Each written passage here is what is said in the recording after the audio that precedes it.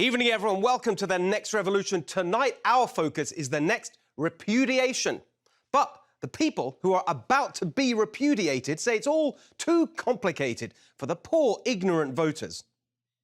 I think with all of the noise that we've got in this election season, I don't think people are able to really grasp that. But more importantly, I'm not sure they really understand the threats to their way of life.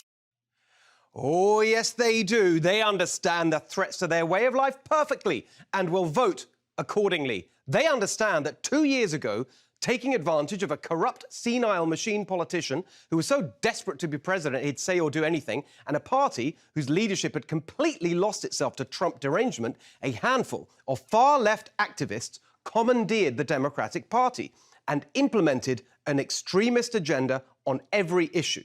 On the economy, they pushed the Bernie Sanders, Elizabeth Warren lunacy of modern monetary theory, the idea that the government can print and spend as much money as it wants with no repercussions. It was a catastrophic mistake.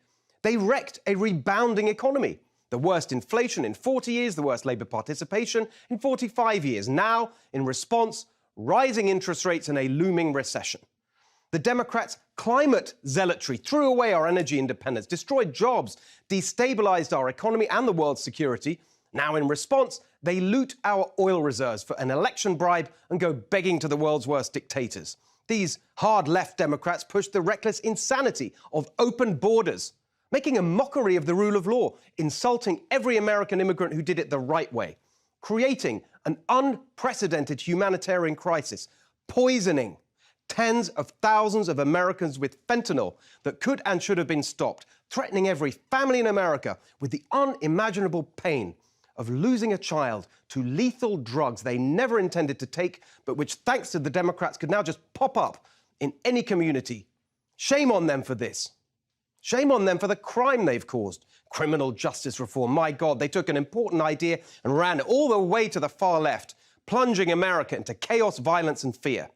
These Democrats who lectured us on competence and good governance then gave us dead Marines in Afghanistan and desperate parents in the richest nation in the history of the world, unable to find food for their babies.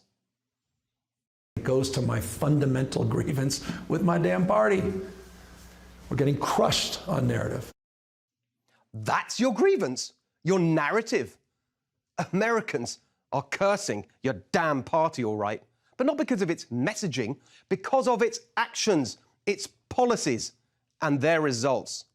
That's why this election is shaping up to be a glorious and comprehensive repudiation of the sanctimonious, self-righteous, shallow, virtue-signaling, utterly incompetent ideologues who took our country for a joyride and crashed it into the ditch.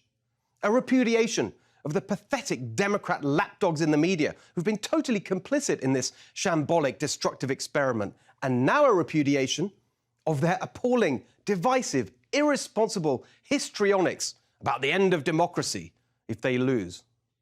But there's something else at stake. Democracy itself. Democracy is on the ballot this year. No, it isn't, you ridiculous old fool. Democracy's not on the ballot. Democracy is the ballot. All these speeches about protecting democracy, they're so obviously just attempts to protect Democrats from democracy. If they really cared about our democracy, they'd stop their gerrymandering, their election denying, their constitution defying, and their seemingly endless assaults on free speech.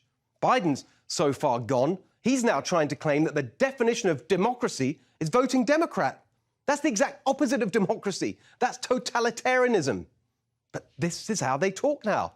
Like this demented nutjob, Beschloss. You have to ask, was this a deep fake? We could be 6 days away from losing our rule of law if historians are allowed to write in this country, and if there are still free publishing houses and a free press, which I'm not certain of. But if that is true, a historian will say what was at stake tonight and this week was the fact whether we will be a democracy in the future, whether our children will be arrested and conceivably killed. We're on the edge of a brutal authoritarian system, and it could be a week away. But no, it's not a deep fake. That was real. They have completely lost the plot. The once respected James Clyburn, after last week admitting that their spending caused their inflation, this week descending into rabid conspiracy theories with the kooks and the crazies, claiming America would be like Nazi Germany if Republicans win the midterms.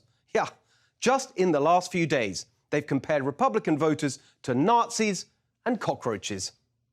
So that's what's going to be repudiated too, the left's rhetoric of hate and division. And don't forget their lockdowns. As they beg for a pandemic amnesty, tell them no. They masked your kids, closed your schools, shut down your business. Tell them what you think. They wrecked your economy, doubled your gas prices, opened your border, unleashed violent crime on your streets. Tell them what you think. They insult you, smear you, threaten you, silence you. And then they try to divide us. Tell them what you think. Tell them what you think of the lies and the gaslighting, the incompetence and corruption, the failure they've brought, the pain they've caused, the feeble embarrassment in the Oval Office and all the rotten crew. Tell them what you think and make sure you vote.